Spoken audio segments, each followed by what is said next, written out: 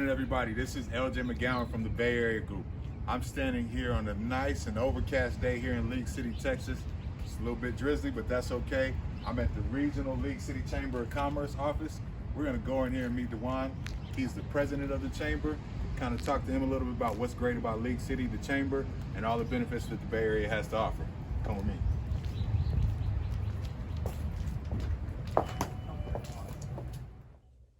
Hey everybody, this is LJ here with Dewan, the president of the League City Chamber of Commerce. Excited to talk to you today, man. I want to thank you for taking your time out, letting me come visit and sit down and really find out more about the chamber and more about the Bay Area in particular. So I'm going to let you introduce yourself, and then I'm going to jump right into the questions. I know a little bit about you, but excited to let the community know about you as well. All right, well, first off, LJ, thank you for this interview and being a loyal member to the chamber. So the Chamber of Commerce is basically an entity that helps businesses grow and be successful. A few people think we're a part of the government. We're not. We're actually a 501c6 organization. Okay.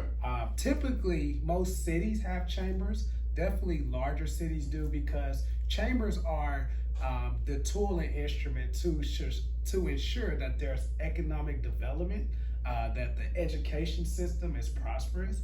Chambers promote workforce development and all the tools that are essential for a community and a city to survive and thrive.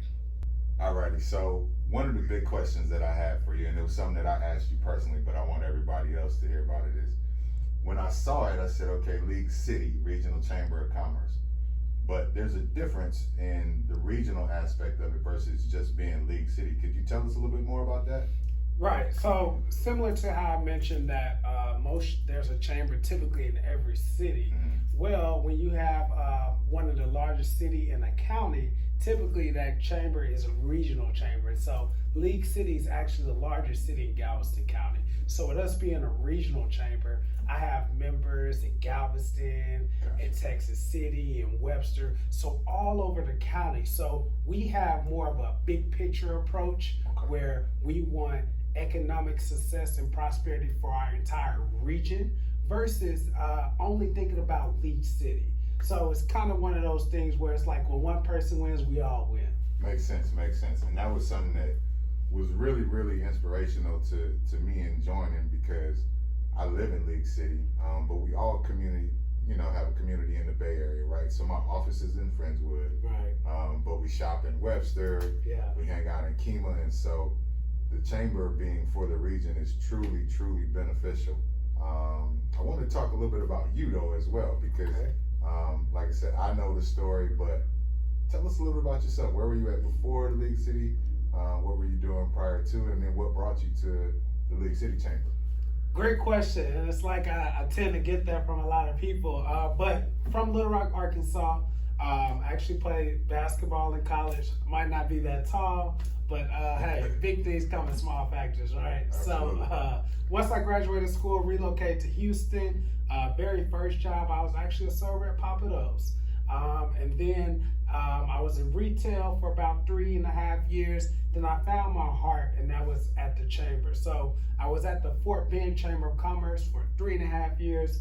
That's the top 10 best chambers in the world. Got a lot of great experience. And then once I finished there, I actually ended up running my own chamber, which is League City. And so, now I'm the president and CEO of the League City Regional Chamber. It's been nothing but a blessing. And we've actually made some huge, tremendous strides in less than 2 years. So I'm a big believer of God. So I'm not saying any of this happened by me. It's all because of God. And so I'm just here being utilized for Him to serve His people.